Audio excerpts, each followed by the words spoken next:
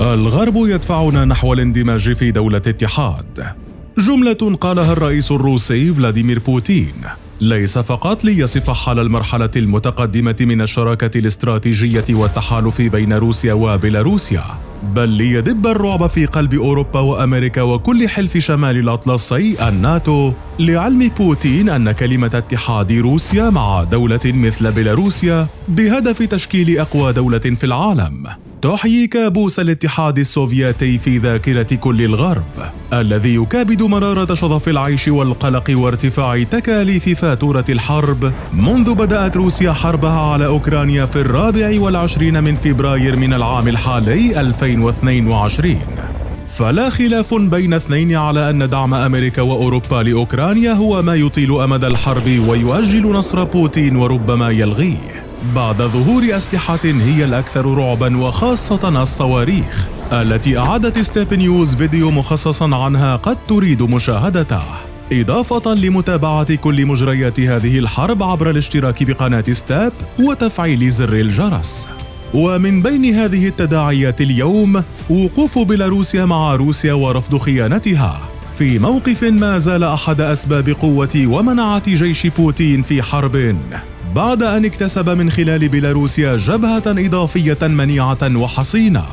إذ إن عدم إعلان بيلاروسيا مشاركتها رسمياً بالحرب لا يعني أنها ليست طرفاً فاعلاً وكبيراً فيها، خاصة وأن المخابرات الأوكرانية اتهمت موسكو بوضع خطط لإثارة تفجيرات بمناطق حدودية بين أوكرانيا وبيلاروسيا، وبالتالي تبرير فتح الحرب من جبهة بيلاروسيا بشكل رسمي،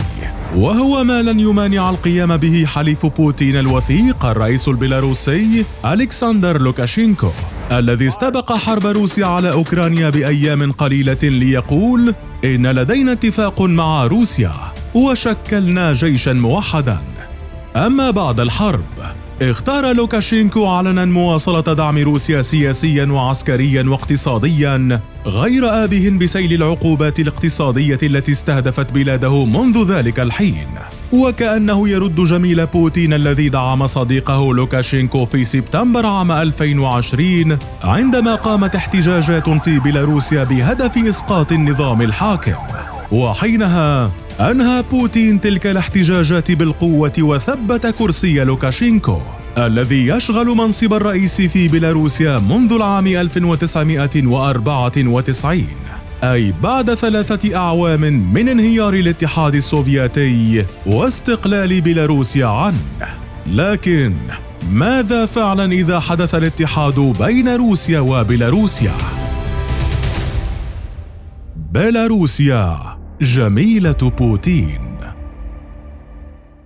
يمكن وصف بيلاروسيا بجميلة بوتين جراء حبه الواضح لها وإيمانه الكبير بولائها له، ما حدا به إجزال العطايا لهذا البلد، وآخرها تقديم صواريخ يمكن أن تحمل رؤوساً نووية إلى بيلاروسيا، بعد تقارير استخباراتية رجحت دفع موسكو مينسك للانخراط بالحرب الأوكرانية، خاصة محاولة الغرب سحب بطاقة كالينينغراد الروسية من يد بوتين عقب محاولة ليتوانيا عزل هذه المدينة لمنع بوتين من تحويلها لقاعدة نووية وجيب روسي متقدم بقلب أوروبا، قبل أن يأتي الرد الروسي بمنح بيلاروسيا خلال الأشهر المقبلة أنظمة صواريخ إسكندر آم المزودة بقدرات نووية، إضافة إلى مساعدة بيلاروسيا على تحديث أسطولها من الطائرات المقاتلة من طراز سوخوي 25، مع ضخ الكثير من الأسلحة الروسية المتطورة في جيش بيلاروسيا،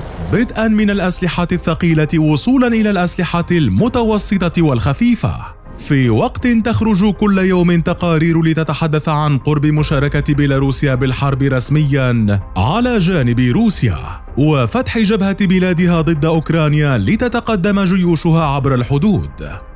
وفيما سينظر إلى تأثير هذه الخطوة كمنعطف جيوسياسي أكثر منه عسكري جراء تدخل مباشر من دولة ثالثة في الحرب، يمكن أن يؤدي الاتحاد المنشود بين البلدين إلى حصر التأثير بالبعد العسكري، مع تحول روسيا وبيلاروسيا لدولة واحدة تشكل نواة الاتحاد السوفيتي الجديد. الدولة الاتحادية. يبدو أن أهم ما سيؤخذ بالحسبان اليوم القوة العسكرية التي ستتأتى عن اتحاد روسيا وبيلاروسيا،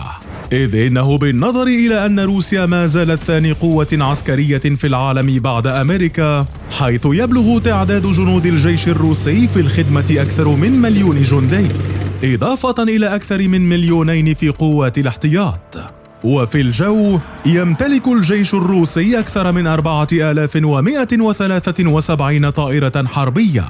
بينها 772 مقاتلة و739 طائرة هجومية، لجانب 1,543 مروحية عسكرية، منها 538 هجومية. وعلى الأرض لدى روسيا 12,420 دبابة و30,000 مدرعة وأكثر من 6,574 مدفعاً ذاتي الحركة وقرابة 7,571 مدفعاً ميدانياً و3,991 راجمة صواريخ. وفي البحر يتكون الأسطول الروسي من 605 قطاع بحرية، بينها حاملة طائرات وحيدة و70 غواصة و15 مدمرة و11 فرقاطة و48 كاسحة ألغام. وفي المجموع تبلغ ميزانية الدفاع للجيش الروسي 154 مليار دولار أمريكي. أما جيش بيلاروسيا الذي يقبع في المرتبة 52 بين أقوى جيوش العالم، يحتوي على عدد جنود يصل إلى 445 ألفاً، بينهم 45 ألفاً كقوات عاملة و110 آلاف كقوات شبه عسكرية و290 ألفاً كقوات احتياطية. وفي الجو لا يبدو وضع الجيش البيلاروسي سيئاً، باحتلال القوات الجوية لبيلاروسيا المرتبة رقم 44 عالمياً، بامتلاك 201 طائرة، بينها 38 مقاتلة وطائرة اعتراضية و67 طائرة هجومية و4 طائرات نقل عسكري، إضافة إلى 30 طائرة تدريب و62 مروحية، بينها 21 مروحية هجومية. وعلى الأرض تمتلك القوات البرية البيلاروسية 601 دبابة و1510 مدرعة و482 مدفعاً ذاتي الحركة، إضافة إلى 228 مدفعاً ميدانياً و238 راجمة صواريخ، فيما تتجاوز ميزانية دفاع بيلاروسيا 723 مليون دولار أمريكي، ما يعني أن قيام أي دولة اتحادية بين روسيا وبيلاروسيا سيجعلها أقوى جيش دولة في العالم بتعداد يتجاوز 1,495,000 وقوات احتياط تصل إلى 2,290,000 قوات احتياط، بما يتجاوز عدد القوات الأمريكية الأكبر في العالم والمقدر بنحو 2,245,000 جندي.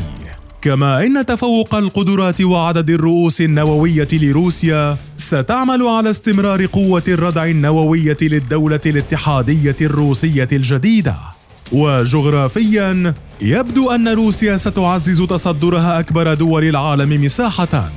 بواقع 17,100,000 كيلومتر مربع، فلو أضيف إليها مساحة بيلاروسيا التي تصل إلى 207,600 كيلومتر مربع، سيعني أن مساحة الدولة الاتحادية الجديدة ستتجاوز مساحة أمريكا وكندا معاً،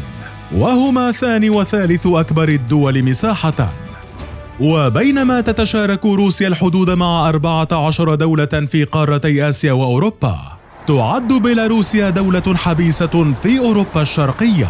تحدها روسيا من الشرق وأوكرانيا من الجنوب وبولندا من الغرب وليتوانيا ولاتفيا من الشمال. واقتصادياً تتمتع الدولتان بثروات كبيرة ولديهما علاقات تجارية بمستويات رفيعة. أما اسم العملة في الدولتين فهو الروبل، ما يعني أن الروبل سيبقى عملة الدولة الوليدة. وأنت برأيك هل يمكن أن تتحد روسيا وبيلاروسيا بدولة واحدة قريباً؟ أم أن حسابات اتحادات وتشكيل الدول تفوق مجرد تصريحات المسؤولين؟